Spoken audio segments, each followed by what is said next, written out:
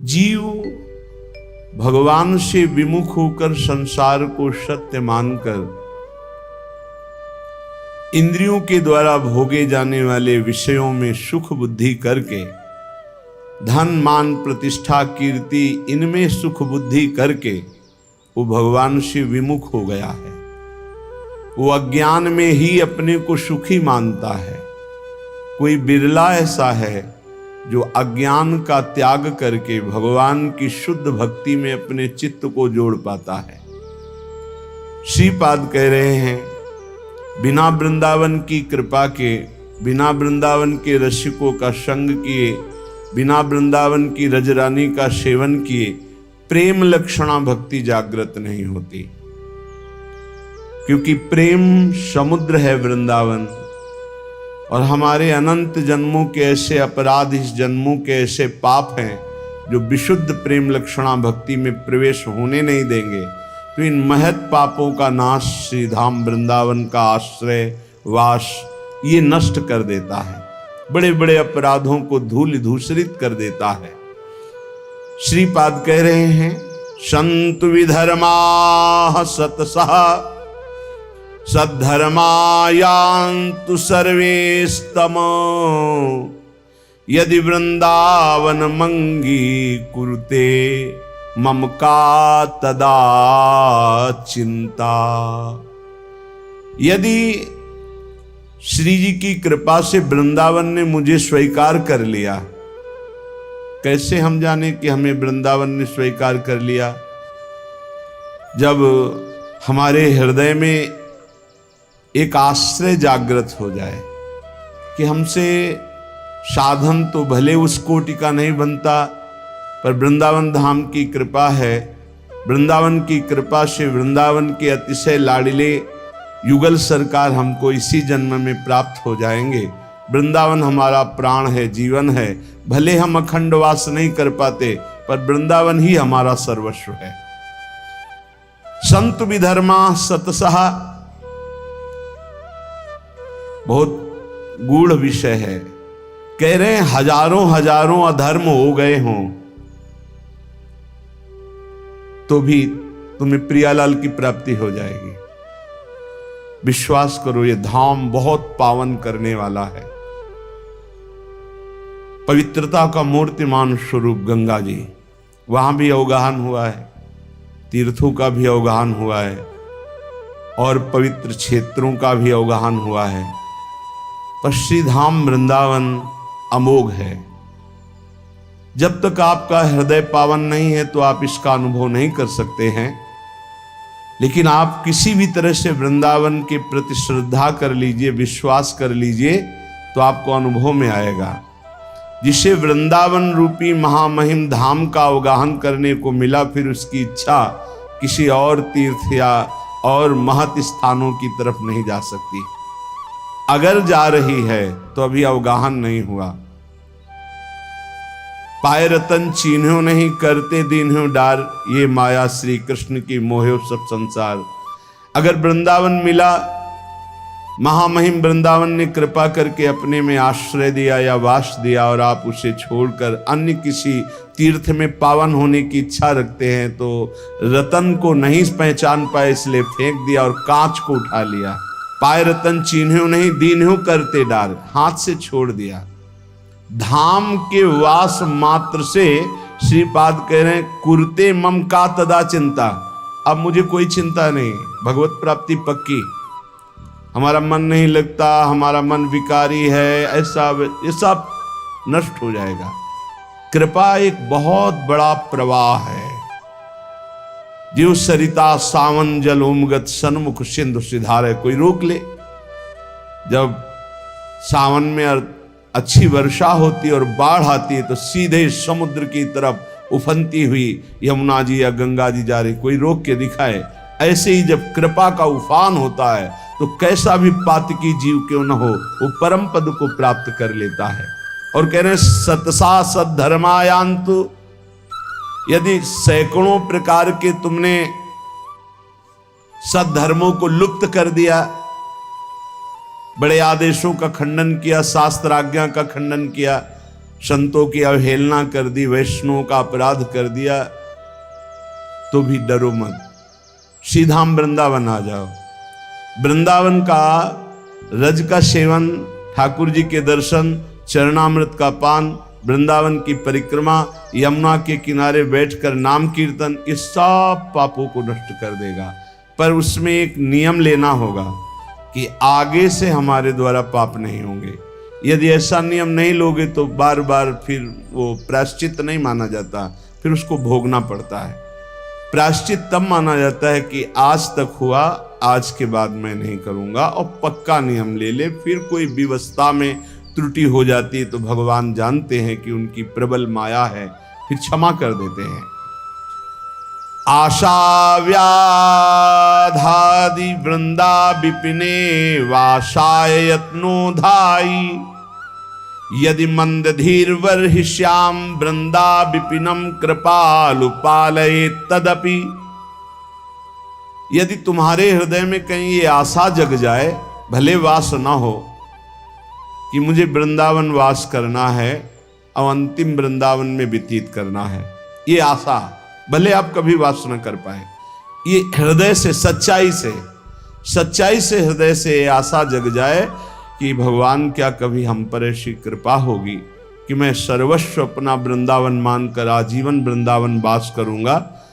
और उसके लिए वो चेष्टारत भी है, वासाय यत्नो धाई, प्रयास भी करता है, पर वो वृंदावन वास नहीं कर पाता, तो उसे वृंदावन वास का ही फल मिलेगा। ये है देखो चमत्कार आश्रय का।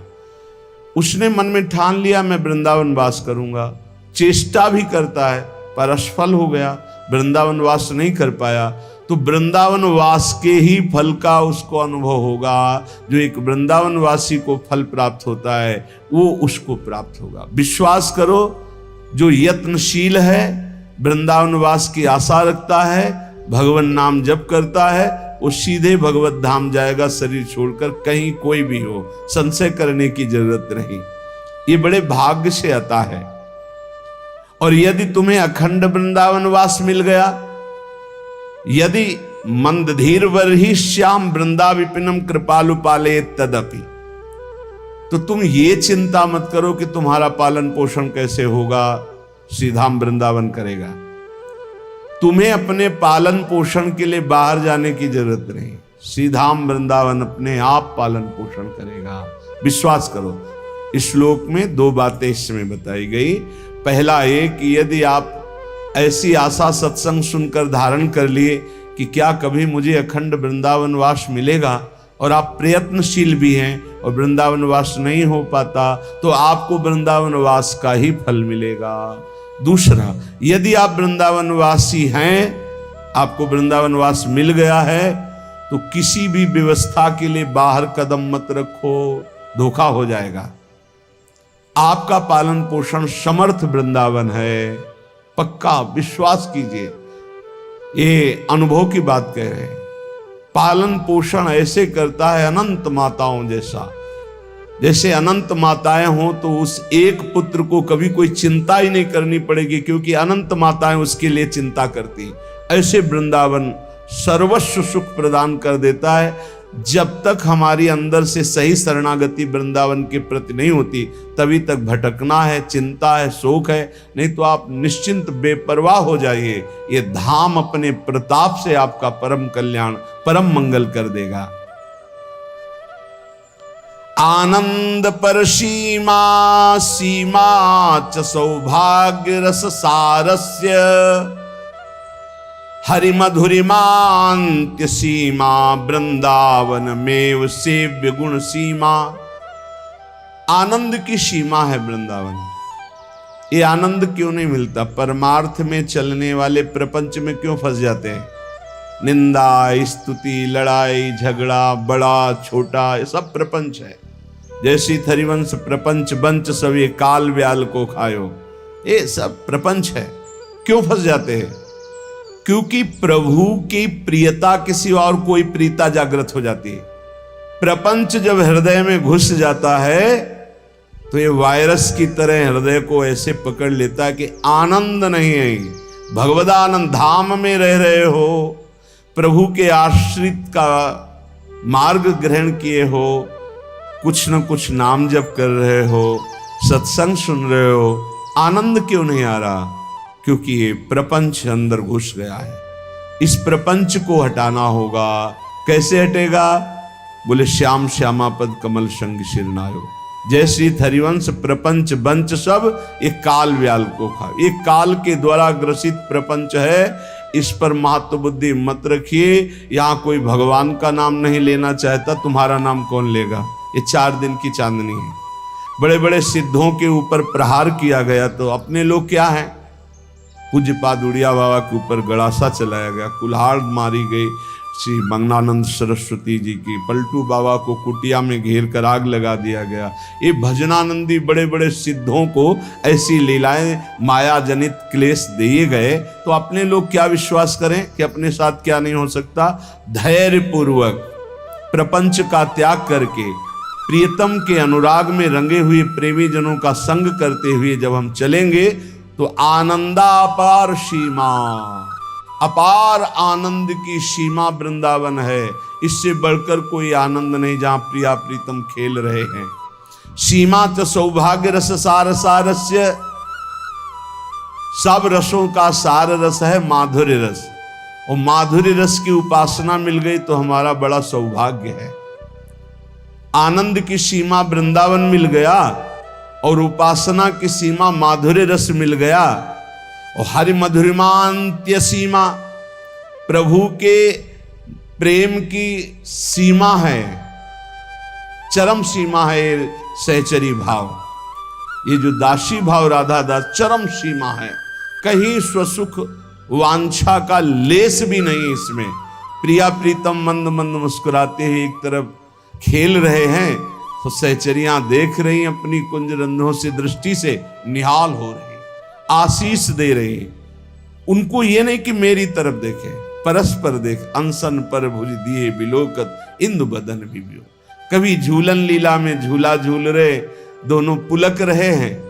दयसीस हरिवंश प्रशंसत करि अंचल की छोड़।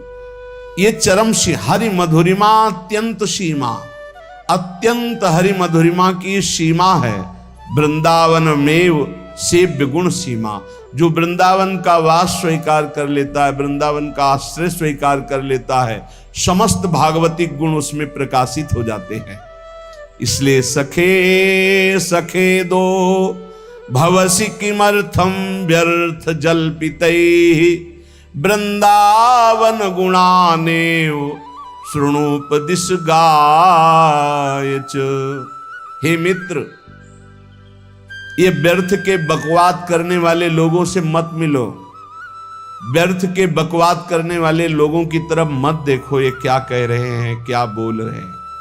और तुम भी व्यर्थ का बकवाद मत करो।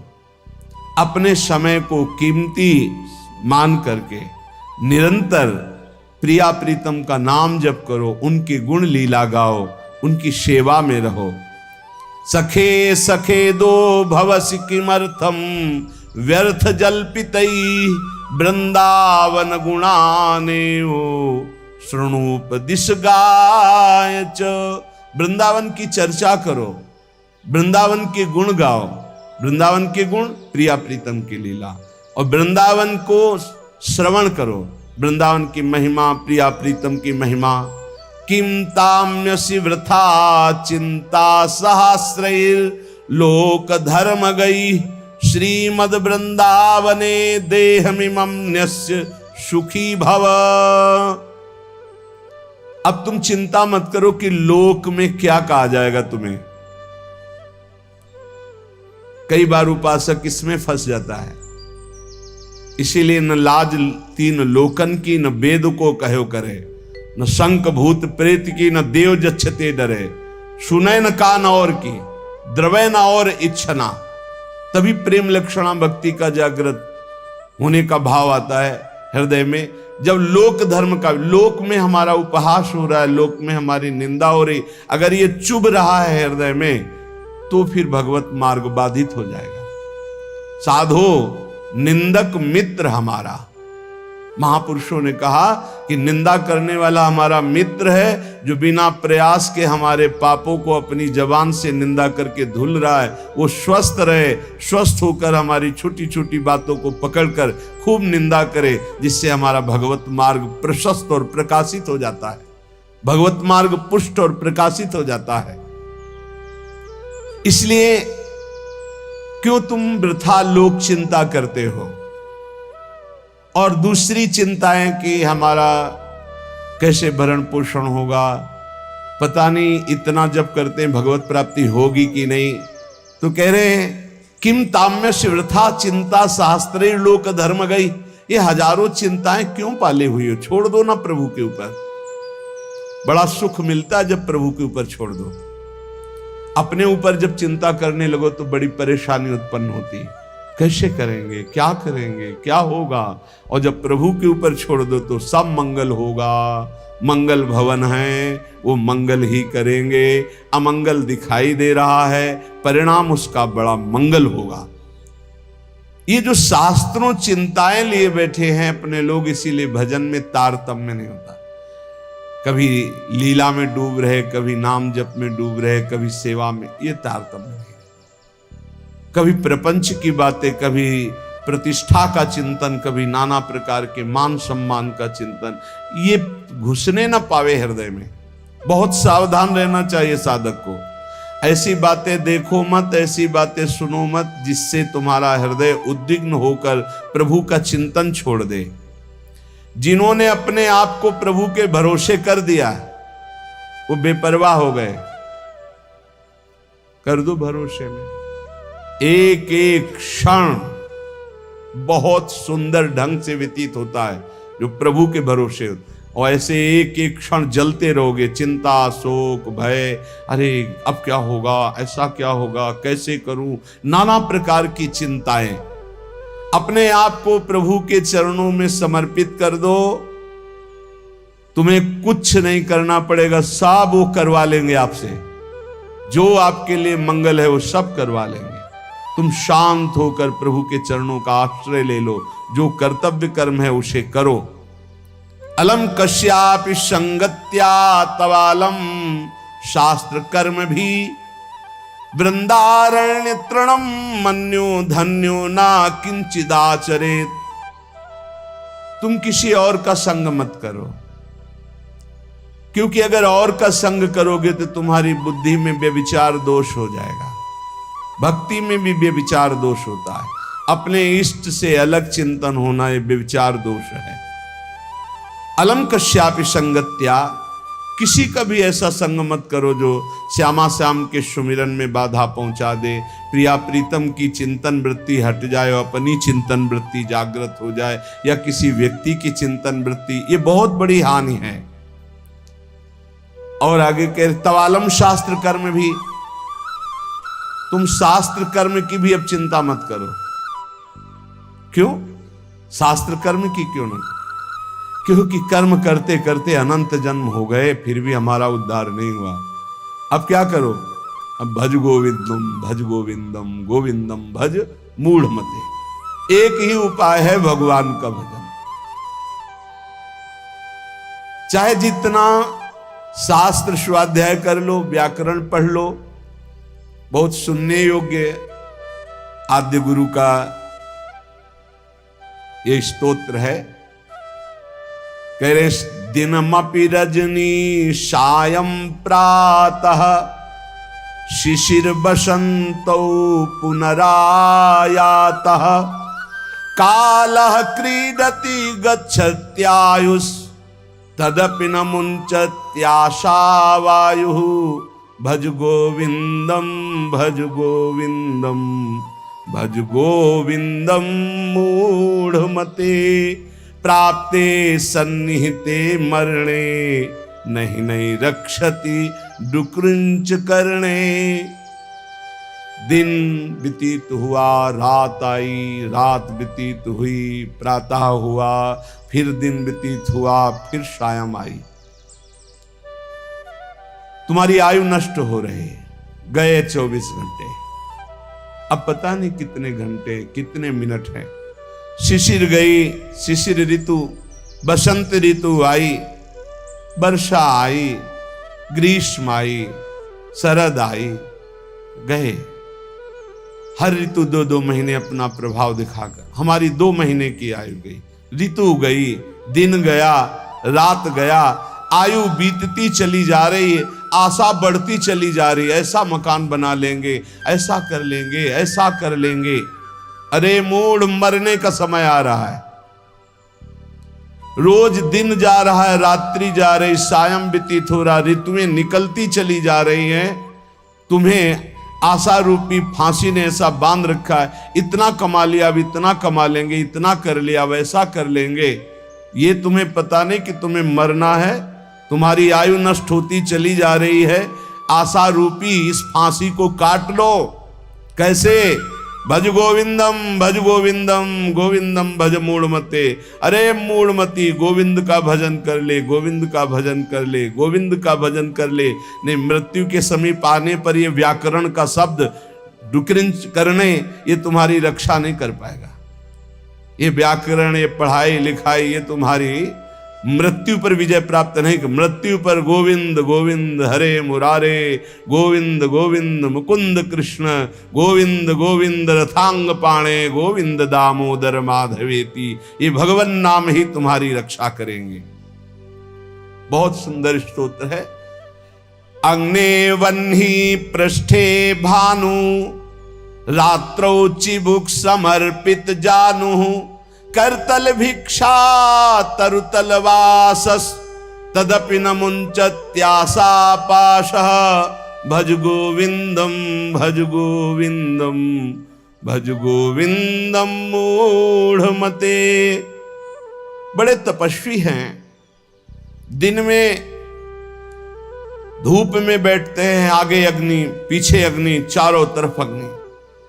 सूर्य से तापित शरीर, अग्नि से तापित शरीर, और रात्रि के समय ठंडी में जानुओं में थोड़ी दबाए ऐसे पूरी रात्रि व्यतीत करते हैं। कोई कपड़ा नहीं पहनते, कोई पात्र भिक्षा का नहीं रखते, करतल भिक्षा, हाथ में भिक्षा मांग के खाते।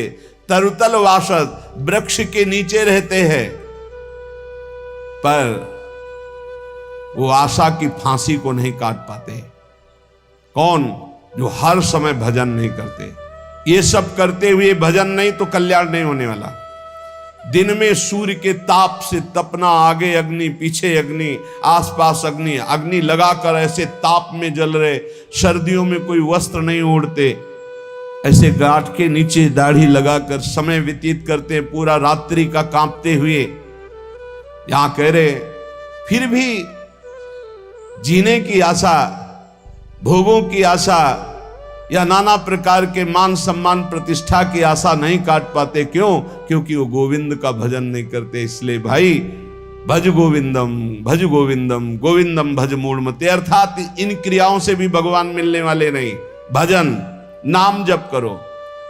यावद्युत्तोपार्जन सक्तस तावन निज परिवारो रक्तः, पश्चात धावति जर्जर देहे, वार्ताम पृच्छति कोपि न गेहे। भज गोविंदम, भज गोविंदम, गोविंदम भज मूढ़मते। अरे भाई, जब तक तुम धन कमाने लायक हो तभी तुम्हें प्यार मिलेगा इस संसार में। बहुत सुंदर उपदेश है। जब तक तुम धन कमाने लायक हो तभी तुम्हें कहेंगे मेरा पति, मेरा पिता, मेरा भाई, मेरा अमुक अमुक। और जिस दिन तुम धन कमाने लायक नहीं रहोगे उस दिन कोई बात नहीं पूछेगा। पक्की बात है। वाह वाह जब चल रहा है तो सब हाथ मिलाएंगे, और जब बुरा समय आएगा तो तुम्हारी गली से निकलना हो ठीक नहीं समझेगी कि अगर उधर निकलेंगे कहीं वो मिल न जाए और कुछ मांग न ले, कुछ कह न दे।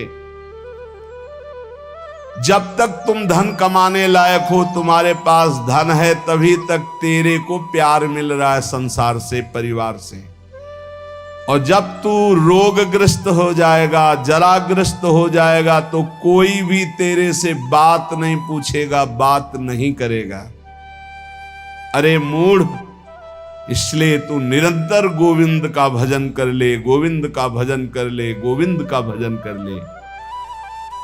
जटिलो मुंडी लुंचित केशः कासायांबर बहुकृत वेशा पश्यन्नपि च न पश्यति लोको उदर निमित्तम बहुकृत शोकः भज गोविंदम भज गोविंदम गोविंदम भज मूढ़मते।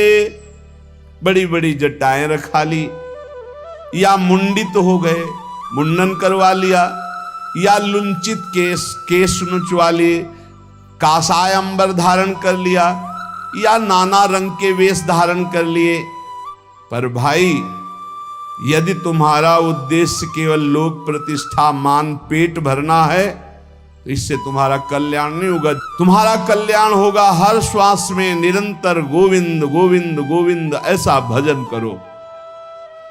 जिसने भगवद गीता किंचित धीता गंगा जल लो कणिका पीता सकृदपि यस्य मुरारि स्मर्चा तस्य यमः किं कुरुते चर्चा।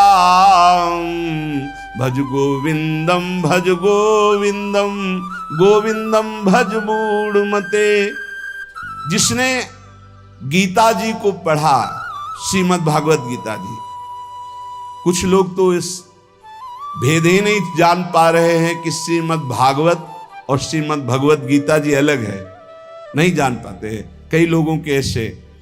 जिसने जो युद्ध क्षेत्र में भगवान श्री कृष्णचंद्र जी ने अर्जुन को 18 अध्याय उपदेश किया, उसे श्रीमद् भगवत गीता जी कहते हैं। और भगवान व्यास देव जी द्वारा रचित श्री सुखदेव जी ने जो 7 दिन में परीक्षित जी को सुनाया, वो श्रीमद् भागवत है।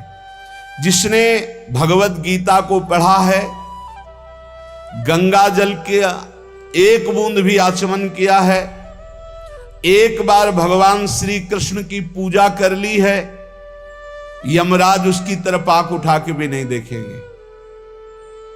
एक बार भगवत गीता पढ़ा, एक बार गंगा जल का आचमन किया, एक बार भगवान श्री कृष्ण की अर्चना वंदना कर ली, तो यमराज कभी उसकी तरफ नहीं देखेंगे। इसलिए एक बार का जब इतना महत्व है, तो तू हर समय भज गोविंदम भज गोविंदम भज गोविंदम मूढ़मते, हर समय गोविंद का भजन कर, गोविंद का भजन। अये मूढ़मती, तेरा कोई साथ नहीं देगा, तू गोविंद का भजन कर। अंगम गलितम पलितम मुंडम दशन विहीनम जातम तुंडम वृद्धो याति गृहीत्वा दंडम तदपि न मुंचत्यासा पिंडम भज गोविंदम भज गोविंदम भज गोविंदम मूढ़मते। ये आशा परिवार की भोगों की इतनी सुदृढ़ है, आंसी ये कि नहीं कटती है। बूढ़ा हो गया है, त्वचा सब ढीली हो गई, हड्डी हड्डी दिखाई देती है, सिर के बाल सब पक गए, दांत एको नहीं रह गए, लाठी लेके चल रहे, फिर भी वही परिवार की ममता।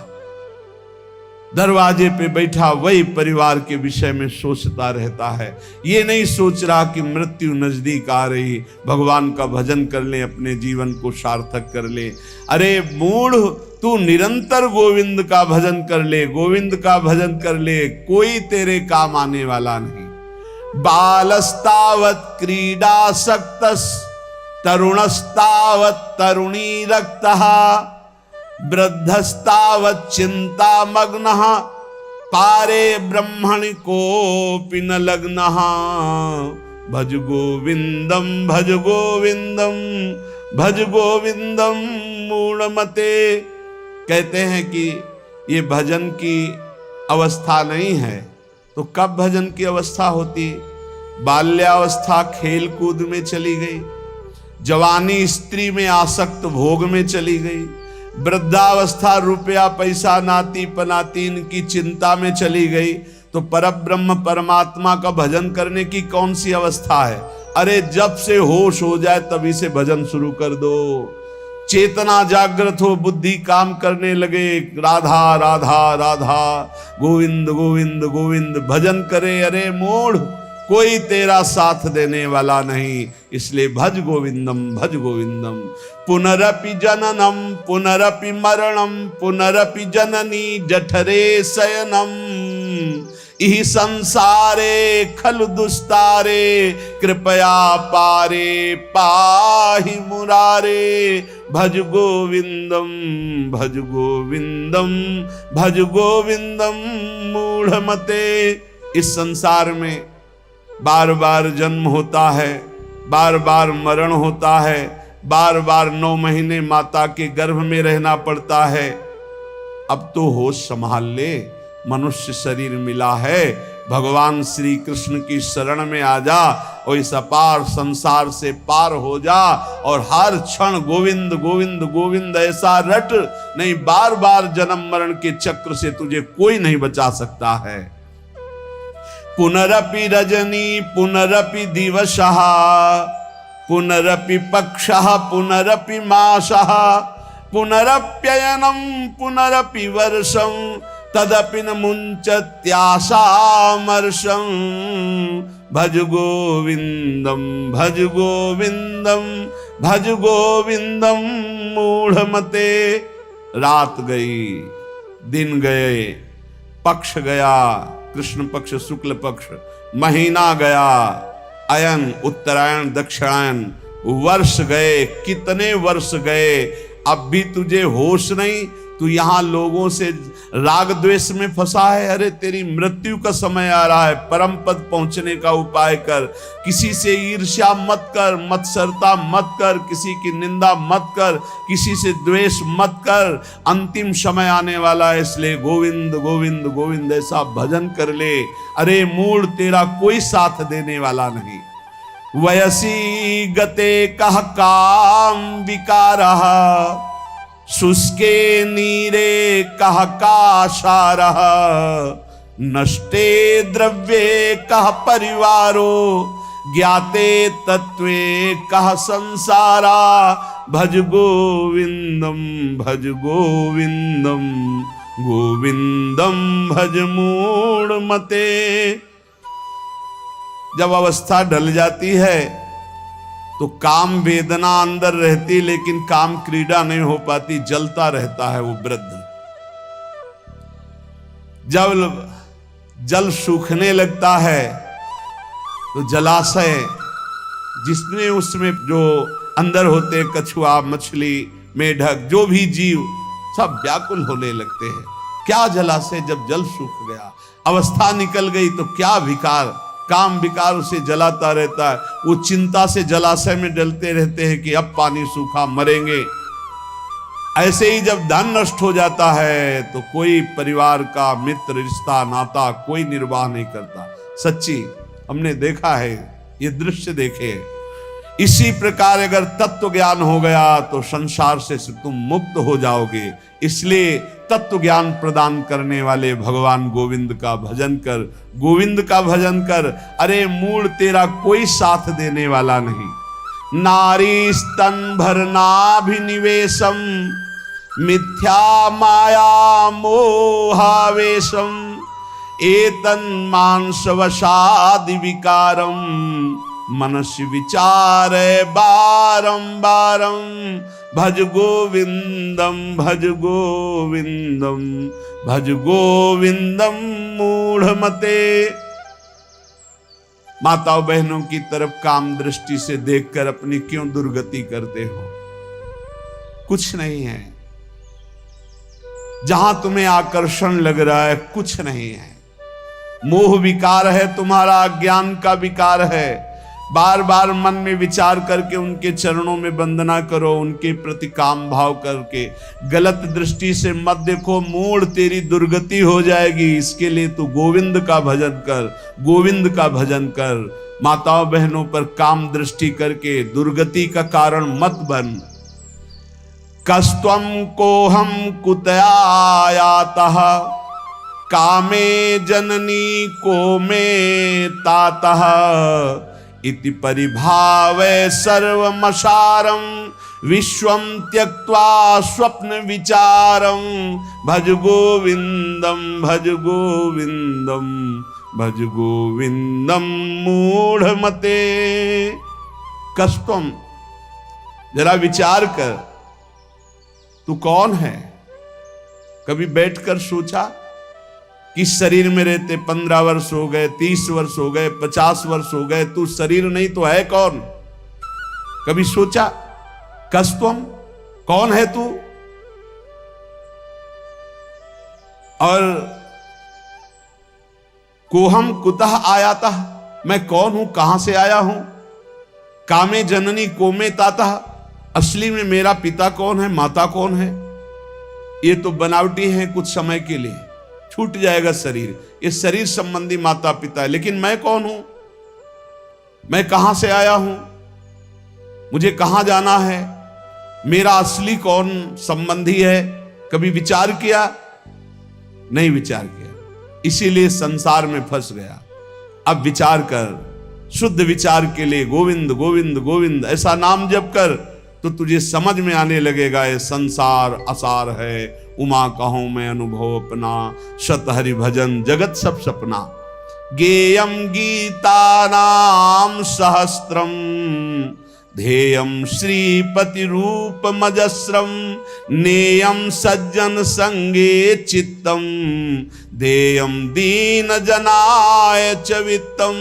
भज गोविंदम भज गोविंदम गोविंदम भज मूढ़मते। चाहे एक श्लोक ही गीता जी का पढ़े, रोज गीता जी का एक श्लोक पढ़कर अर्थ सहित चिंतन करे। विष्णु शास्त्र नाम, गोपाल शास्त्र नाम, इनका नित्य पाठ करें, 1000 नाम हो जाते हैं, बहुत लाभ मिलता है। 35 मिनट में हो जाता है, बहुत आराम से गाइए तो 40 मिनट में हो जाएगा। रोज गोपाल शास्त्र नाम, विष्णु शास्त्र नाम का पाठ करो, रोज गीता जी के भले चाहे एक श्लोक ही पाठ करो। और कह रहे कि भगवान श्री हरि का नाम कीर्तन, उनका पूजन, उनका ध्यान करो और सदैव संत जनों का संग करो। नेयम सज्जन संगे चित्तम, चित्त संत जनों की वाणी में दे, असंतों की वाणी में ना दे। पर हमें लगता है संत जनों की वाणी में चित्त बहुत कोई भाग्यशाली देता है, नहीं तो प्रपंच की वाणी सुनने के लिए कान बहुत लालायित रहते। देयम दीन जनाय च वित्तम, यदि भगवान ने तुम्हें धन दिया है तो तुम उस धन का सदुपयोग करो, ऐसी जगह सेवा में लगाओ जो भगवान के अनुराग में चल रहे हैं, भगवान के भजन में लगे हुए हैं, गौ सेवा है, या ऐसे जो गरीब हैं, औषधि के लिए परेशान हैं, उनको औषधि का व्यवस्था कर दे। ऐसा धन का शोधन धन्य प्रथम गति जा। नेयम सज्जन संगे चित्तम देयम दीन जनाय च वित्तम, धन की सार्थकता है दीन जनों की सेवा में, और खूब नाम जप करे। यावत जीवो निवसति देहे कुशलम तावत पृच्छति गेहे, गतवति वायौ देहा पायो भार्या बिभ्यति तस्मिन् काये। भज गोविंदम भज गोविंदम भज गोविंदम मूढ़मते। ये शरीर तुम्हें बहुत प्यारा लग रहा है ना, इस शरीर को बहुत लोग तुम्हारे प्यार कर रहे हैं ना, ये सब माया का नाटक है। जिस दिन तुम्हारा प्राण इस शरीर से निकल गए ना, तो जो बहुत प्यार करते थे वो नजदीक नहीं बैठना चाहेंगे। चाहे जितना प्यारा कोई रिश्ता नाता संबंध रखता हो, और मुर्दा घर में एक कमरे में हो, कह दे जाओ उसके पास बैठकर रात व्यतीत करो, तो कहेंगे डर लगेगा। प्राण निकलने पर कोई तेरा नहीं है, इसलिए जब तक प्राण है तो प्राणनाथ गोविंद का भजन कर ले। गोविंद गोविंद गोविंद। सुखतः क्रीते रामा भोगः पश्चाद्धंत शरीरे रोगः, यद्यपि लोके मरणं शरणं तदपि न मुंचति पापाचरणं। भज गोविंदम भज गोविंदम भज गोविंदम मूढ़मते। जो अपने ब्रह्मचर्य का नाश करता है तो पहले उसे सुख जैसा लगता है, बाद में वो भयानक रोगों से ग्रसित हो जाता है। सुखता क्रियते रामा भोग।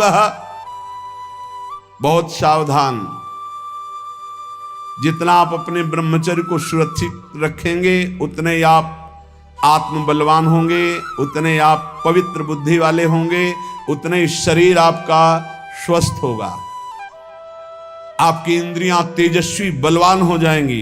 भोगों की तरफ जाने के लिए नहीं, भगवान की तरफ जाने के लिए। और जो काम भोग को बड़ा सुख मान करके रमण करता है, पीछे शरीर जर्जर हो जाता है, बड़े भयानक रोगों से ग्रसित हो जाता है। भाई संसार में सब छूटना है, मरना है तो सच्चिदानंद को प्राप्त कर लो। लेकिन इसी का उल्टा दुष्ट लोग सोचते हैं, जब मरना ही है तो खूब मनमानी करके मरेंगे।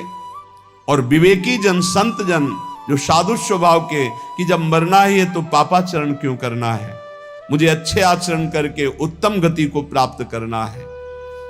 इसलिए कोई भी पापाचरण मत करो। पापाचरण जन्म जन्मांतर में तुम्हें दुख ही प्रदान करेगा। हर समय गोविंद गोविंद गोविंद ऐसा भजन करो। रथ्याचरपट विरचित कंथा पुण्या पुण्य विवर्जित पंथा नाहम ना त्वम नायम लोकस तदपि किमर्थम क्रियते सो कहा भज गोविंदम भज गोविंदम भज गोविंदम मूढ़मते। तन ढकने के लिए यदि चिथड़े भी हो तो चलेगा, तन ढकने के लिए, शरीर पोषण के लिए ज्यादा चिंता मत करो, ये तन भी जलेगा, सड़ेगा, नष्ट होगा।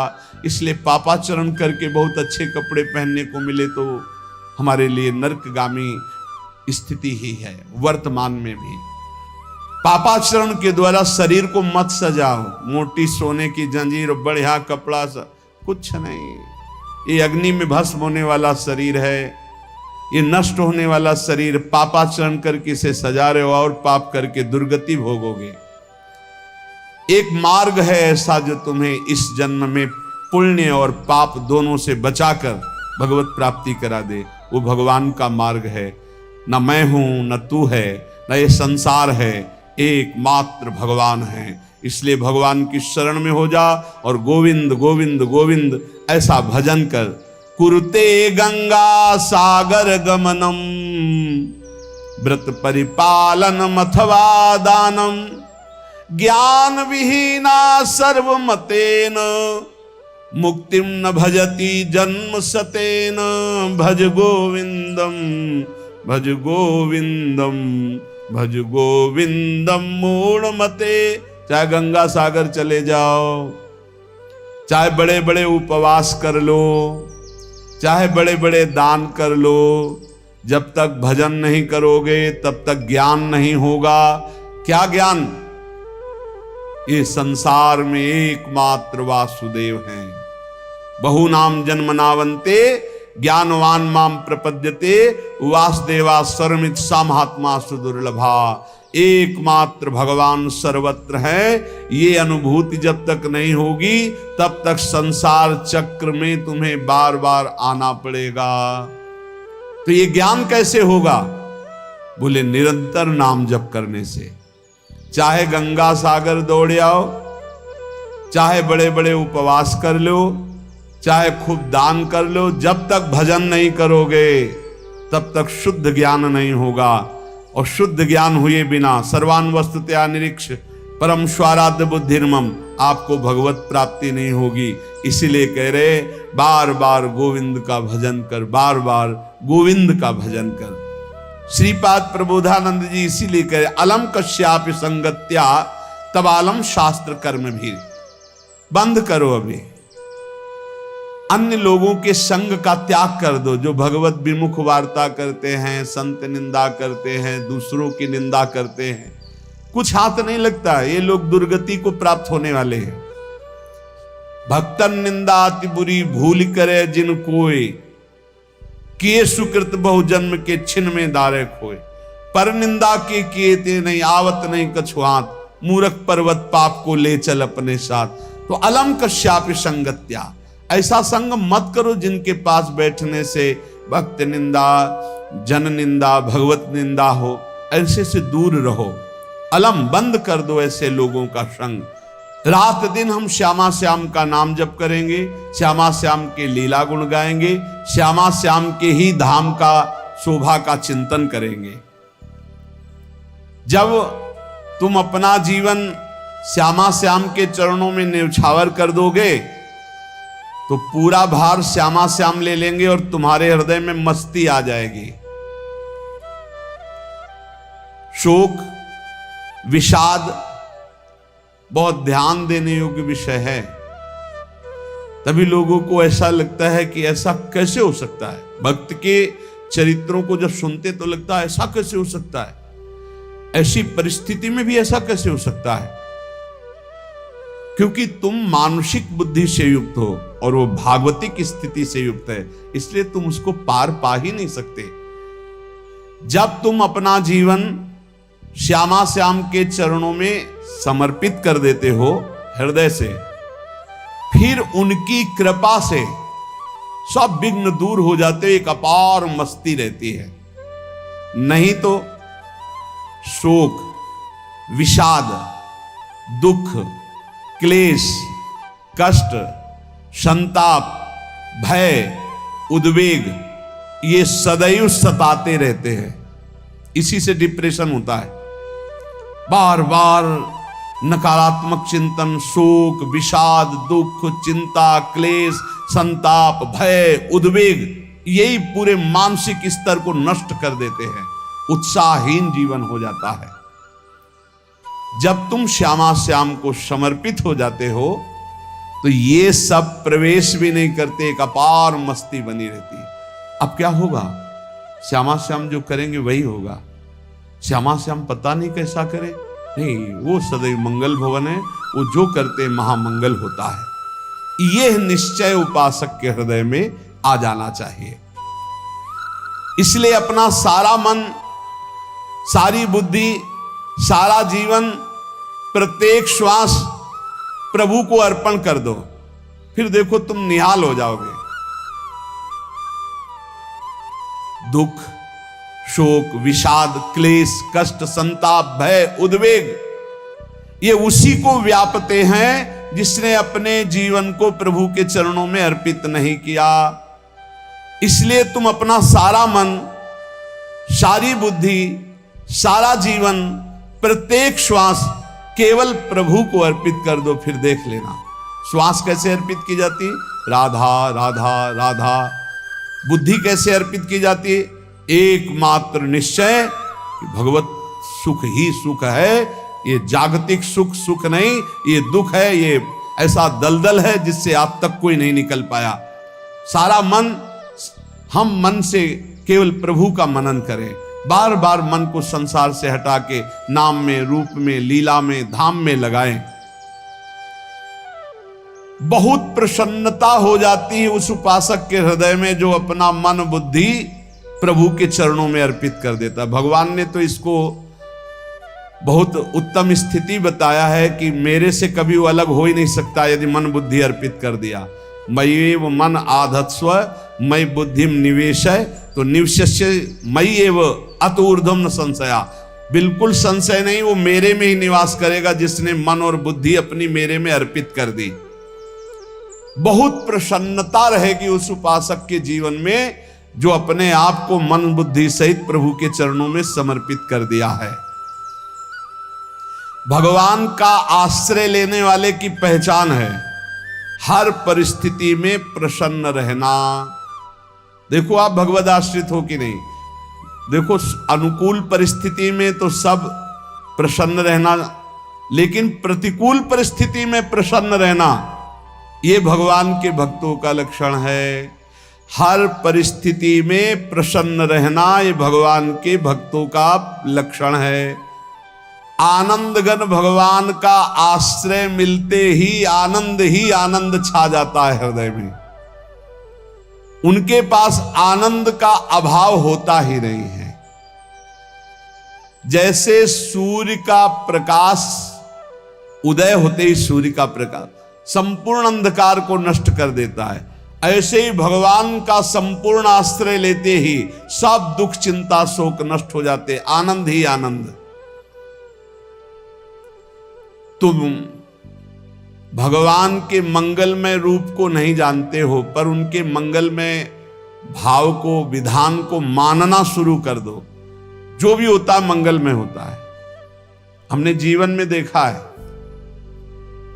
अगर इधर कोई बहुत बड़ा सुख दिया तो देर नहीं लगेगी, 24 घंटे नहीं व्यतीत होंगे और ऐसे दुख दे देंगे, जिससे दोनों का समान भाव रख करके ना दुख में तुम भूलो प्रभु को, ना सुख में फूलो, सीधे भगवत मार्ग में चल। पूरे जीवन की बात देखा है, भगवान के मंगल विधान में सदा सर्वदा सुख ही सुख है, इस बात को मान के प्रसन्न हो जाओ।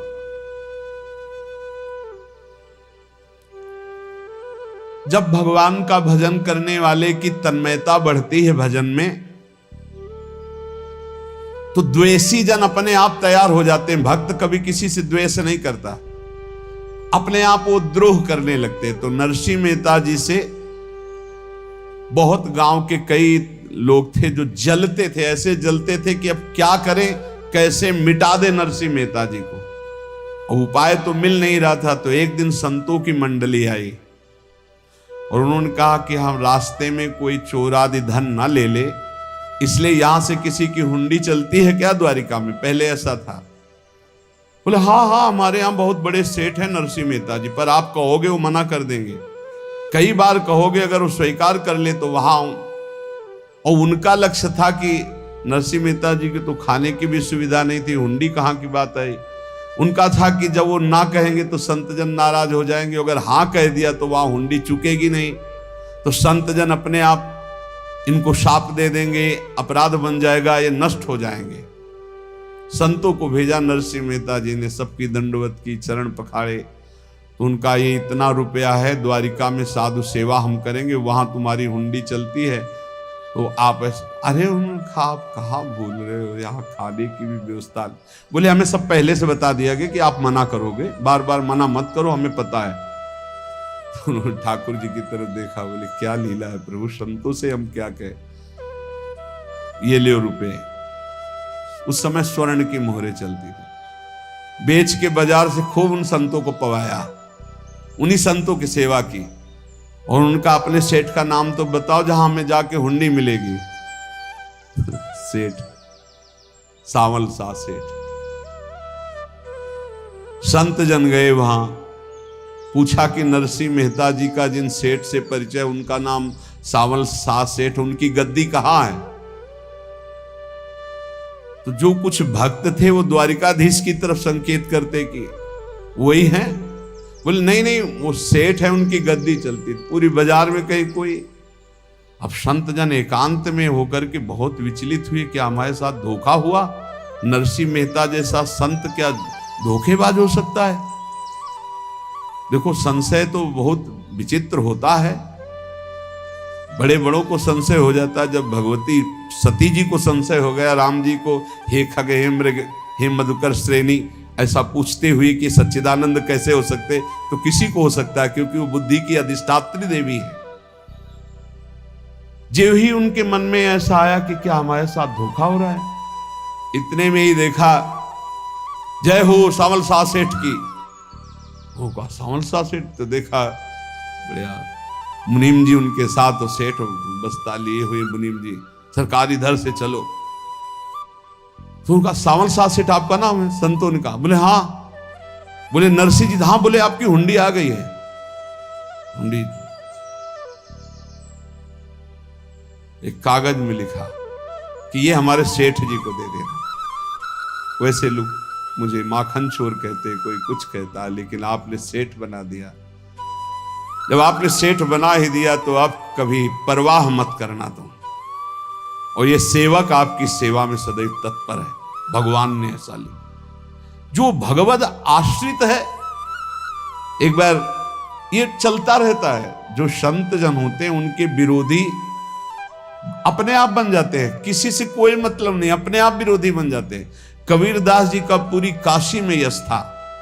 भजन करने वाले महापुरुषों का यश बढ़ता है जब, तो जो भजनहीन होते हैं उनके हृदय में जलन पैदा हो जाती है और वो उनको विविध प्रकार से फंसाना चाहते हैं, उनको कष्ट देना चाहते हैं। तो कबीरदास जी के यश को भूमिल करने के लिए कुछ ब्राह्मणों ने एक रचना रची, मुड़ मुड़ा के कबीरदास जी के शिष्य बन करके पूरी काशी के सब आश्रमों में निमंत्रण दे आए। कल भंडारा है, संत सेवा है, सबने स्वीकार किया। कबीरदास जी अपनी दिनचर्या करके निकले तो संत मंडली आने लगी। बोले कै बजे सेवा है? साधु सेवा। बोले कौन सी साधु सेवा? बोले कल आपके शिष्यजन निमंत्रण दे के आए, पूरी काशी के सब संत आ रहे हैं। कबीरदास जी ने कहा यहाँ तो एक की भी व्यवस्था नहीं, पूरी काशी के संत आ रहे। अच्छा समझ में आ रहा है, लीला बिहारी तुम लीला करना चाहते हो। गए अपना निकल गए गंगा किनारे, एक झाऊ के नीचे बैठकर अपना भजन ध्यान में मगन है। 11-12 बजे तो उन्होंने देखा संतों की मंडली, अब काशी तो बहुत।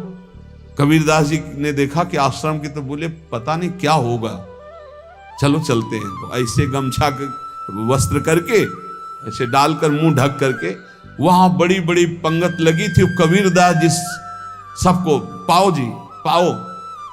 कबीरदास जी के रूप में स्वयं भगवान पाओ जी पाओ। कबीरदास जी ने कहा अच्छा जब स्वामी परस रहे तो हम भी बैठ के पा ले। तो जब उसी पंगत में बैठ गए अपना कपड़ा ढक करके, और जब मोहरे की दक्षिणा दे रहे थे सब लोग कि वाह कबीरदास जी ने आज तो साधु से। सबको जब कबीरदास जी के सामने आए तो ऐसे मुंह ढके, बोले देखो जो मेरा होता है उसे मुंह छुपाना नहीं पड़ता, मुंह ढकना नहीं पड़ता। लो दक्षिणा, तुम भी दक्षिणा लो। कबीरदास जी को कबीरदास जी दक्षिणा दे रहे, वो कबीरदास जी है भगवान, और ये पाले वाले कबीरदास जी है भगवान के जन। कभी भगवान अपने अरे जमाने जोर लगा ले, कितना जोर लगाएगा, भक्त और भगवान का झंडा कभी न झुकने पाएगा। बिल्कुल चिंता शोक भय उद्वेग रहित जीवन भगवत आश्रित, तुम भगवान के मंगल विधान में सदा सर्वदा प्रसन्न रहो। अब ये विचार कर लो कि भगवान जो करेंगे तुम्हारा मंगल करेंगे। अब थोड़ा ऐसा बीच में लगता है कि अमंगल हो रहा है क्या, लेकिन पक्का समझो बहुत बड़ा मंगल उनका विधान होता है। बहुत ही उत्तम मंगल होता है भगवान के शरणागत का। भगवान हमारे विचारों वाले नहीं हैं, हमारे विचार प्राकृतिक है, भगवान के विचार चिदानंदमय हैं। वो अपने विचार से हमारा मंगल करते हो, हम अपने विचार से मंगल चाहते हैं। भगवान के विचार से मंगल ही हमारा होगा, इसलिए कभी हमको चिंता शोक भय नहीं करना चाहिए। भगवान की ओर से कभी तुम्हारे लिए ऐसा विधान नहीं होगा कि तुम दुखी हो जाओ, बस तुम्हारी सोच हो सकती है, उसका परिणाम बहुत मंगल होगा।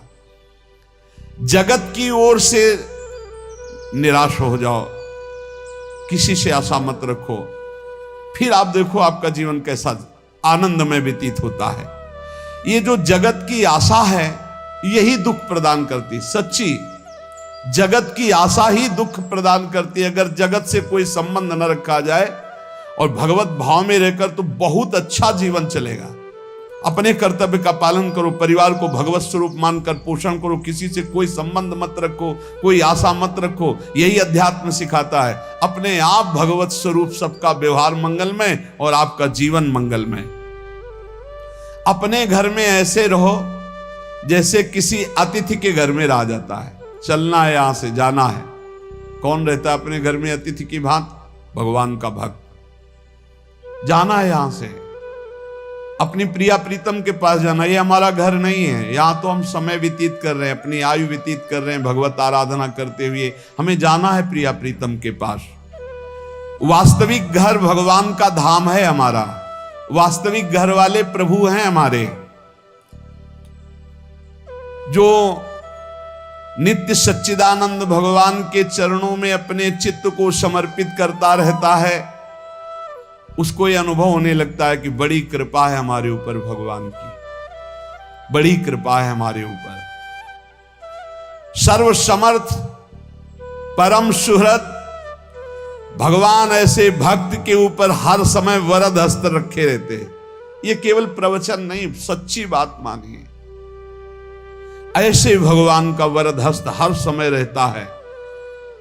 जब भगवान की छत्र छाया में भक्त अपने को देखता है तो आसपास घोर विपत्तियों का भी समुदाय हो तो भी वो आनंद में मगन रहता है।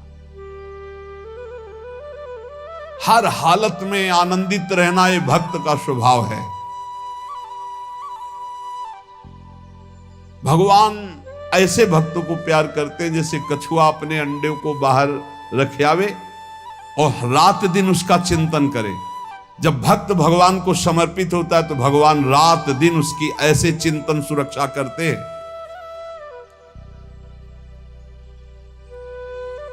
अभय, ये दैवी संपदा का पहला गुण है।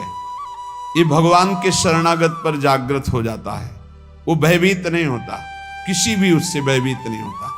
यही डर ही डरप हरिवंश हित, जिनो भ्रमय गुण सलिल पर।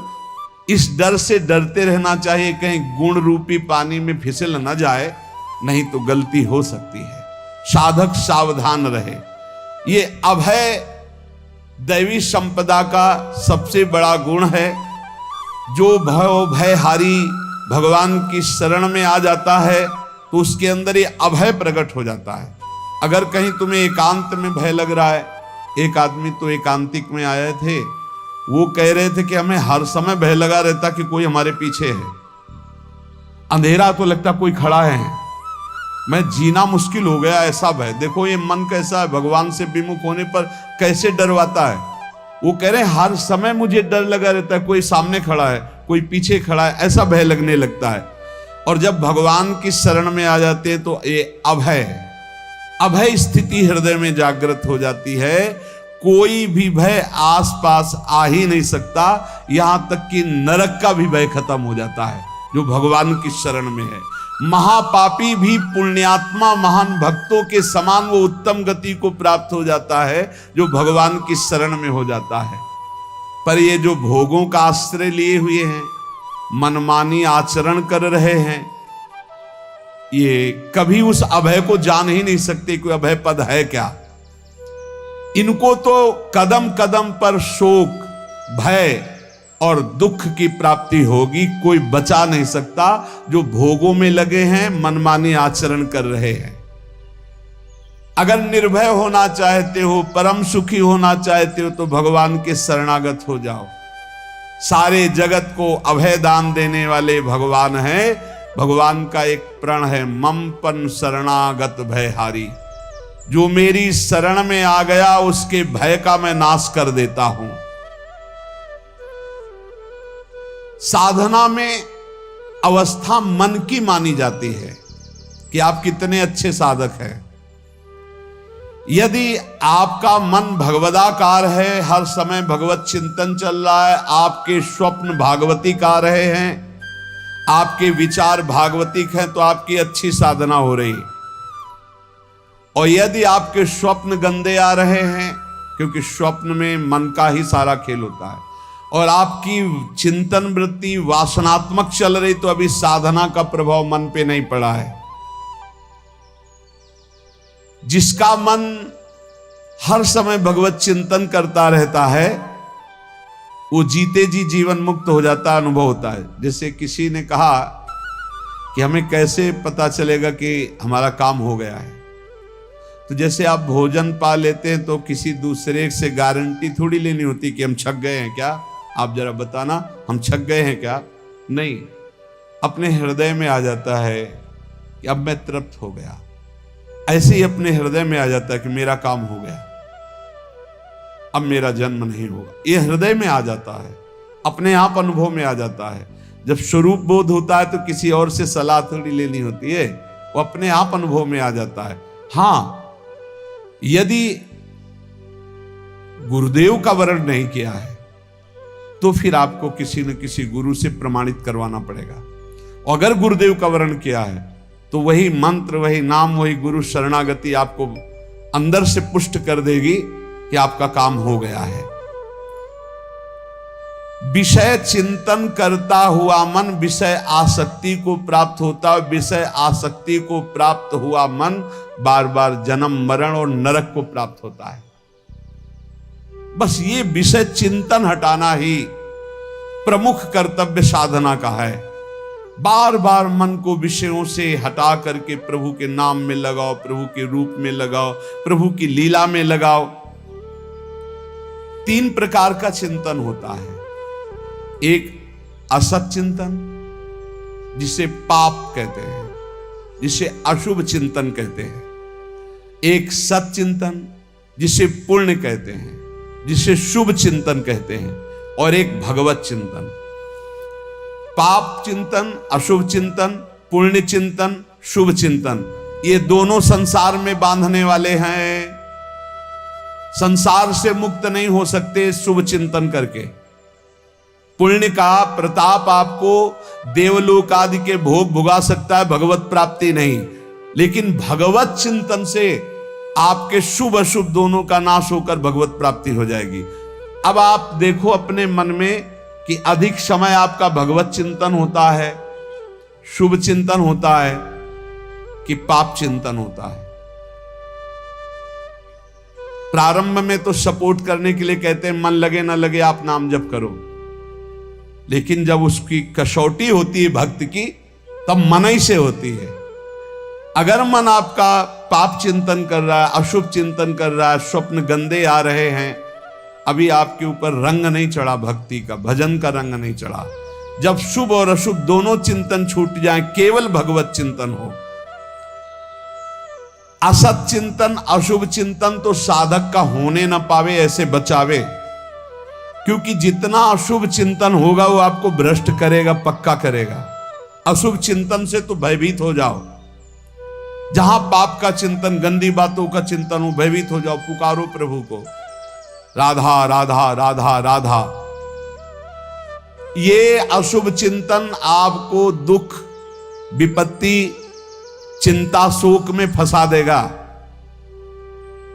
और शुभ चिंतन ये कोई खास बात नहीं, ये दुख तो नहीं देगा आपको, पर फंसा ये भी देगा, लोक लोकांतर के सुखों में फंसा देगा।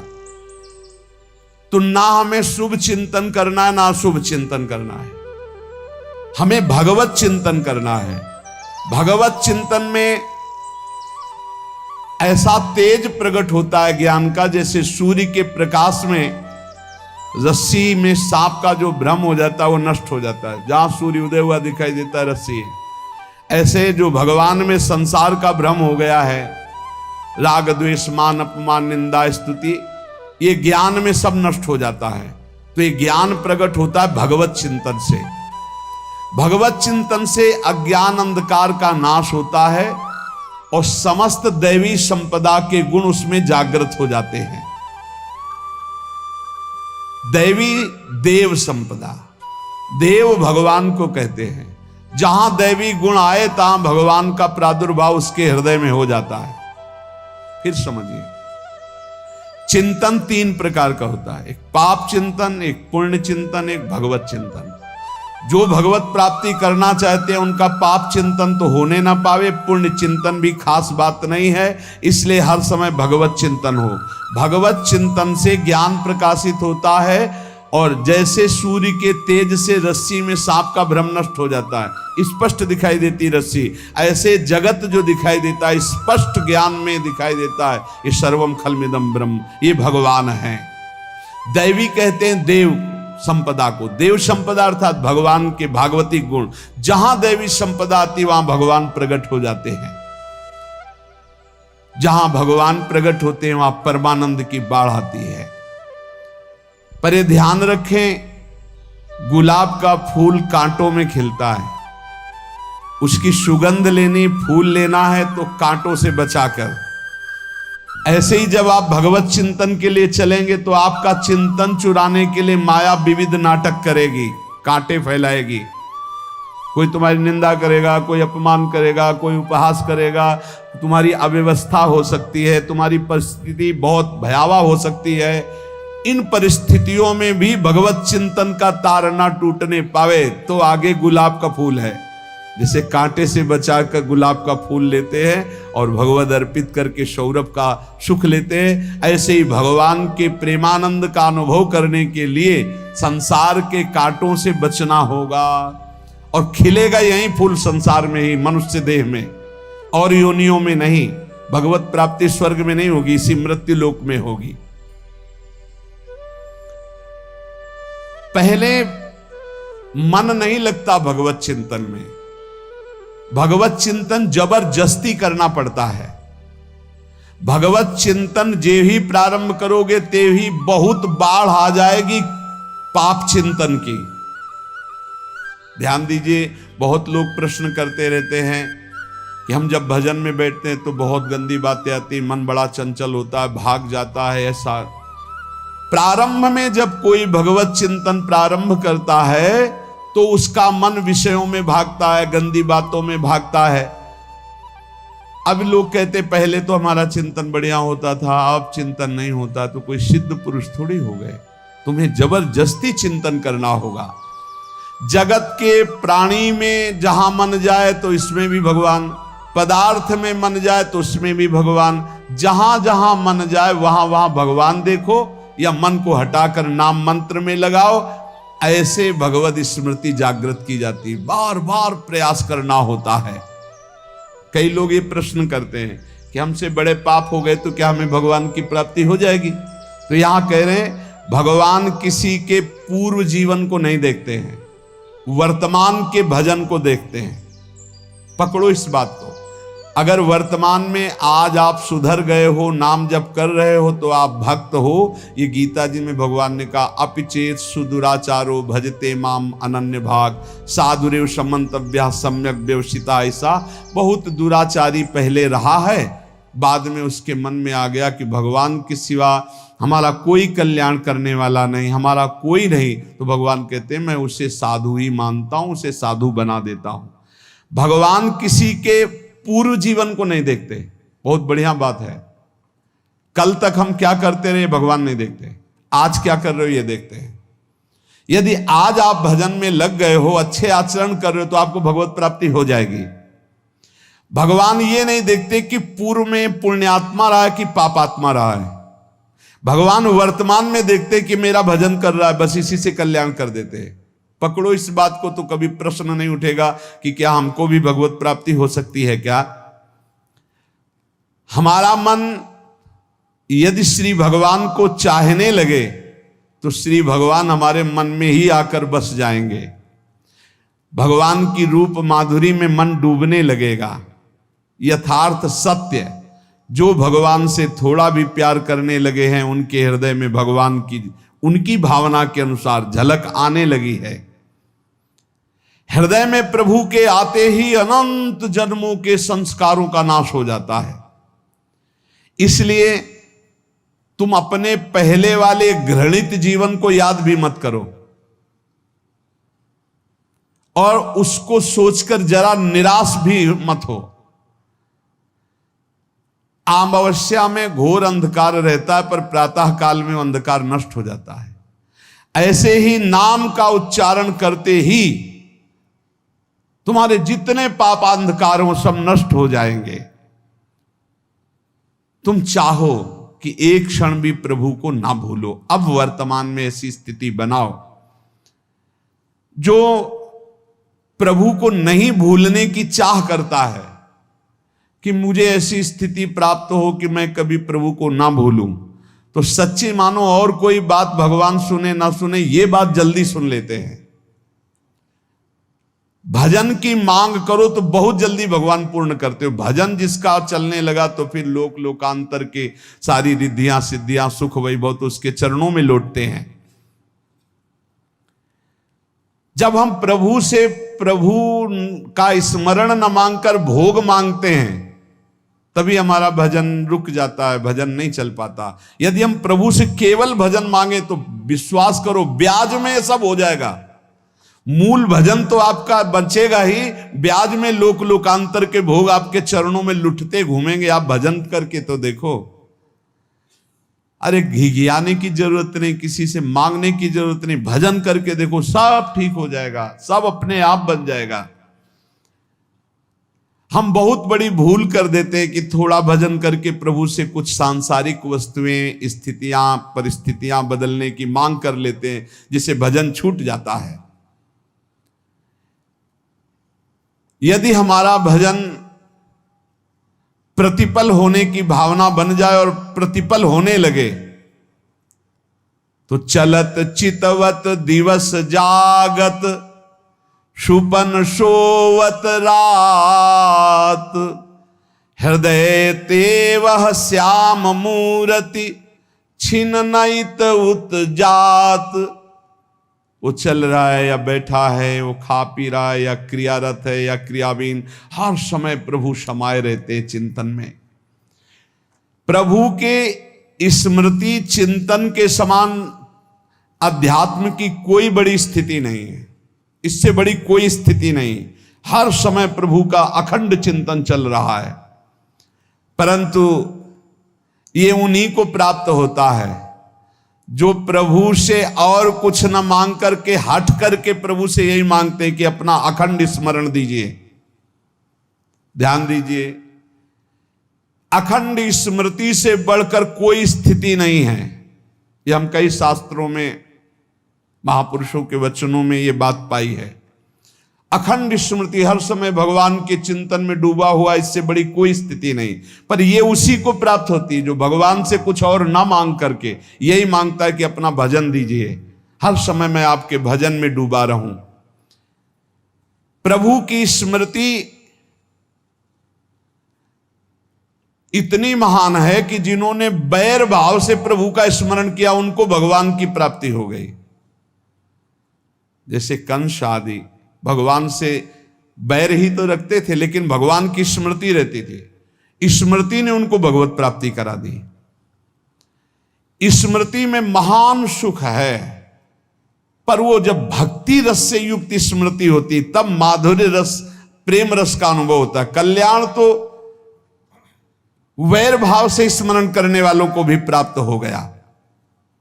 यदि आप भक्त हो और ये चाहते हो कि आपकी भागवती की स्थिति बहुत जोर की हो, तो हम आपसे प्रार्थना करते हैं कि रोज प्रभु से एक ही बात मांगिए, मुझे अखंड स्मृति दीजिए। अर्जुन जी को पूरी गीता जी सुनने के बाद यही मिला, नष्टो मोहा स्मृति लब्ध्वा। स्मृति, प्रभु आप हम पे ऐसी कृपा कर दो कि हमारे हृदय में किसी और व्यक्ति, वस्तु, स्थान की स्मृति न रह जाए, केवल आपकी स्मृति रह जाए। ये चाह भगवान बहुत जल्दी पूर्ण कर देते हैं, यदि उपासक हृदय से ये बात मांगे। भगवान की कृपा से ही ऐसा हो सकता है कि अखंड स्मृति, ये कर्म फल से नहीं मिलती है। प्रभु के प्रति निर्भर होकर जो दैन्यता पूर्वक प्रभु से मांगता है और हर समय अभ्यास करता रहता है भगवत स्मरण का, उसको ये स्मृति मिलती है। और स्मृति मिल गई तो इससे बड़ी कोई स्थिति नहीं, हर समय भगवान का स्मरण। प्रभु से मन प्रतिपल नया नया स्वाद लेकर के आसक्त होता रहता है, नवम नवम। प्रभु कभी बासी नहीं होते। जैसे किसी व्यक्ति को देखो तो देखते देखते मन हट जाएगा कि देख लिया, बहुत सुंदर है, ठीक है, लेकिन वो एक दिन मन हट जाएगा।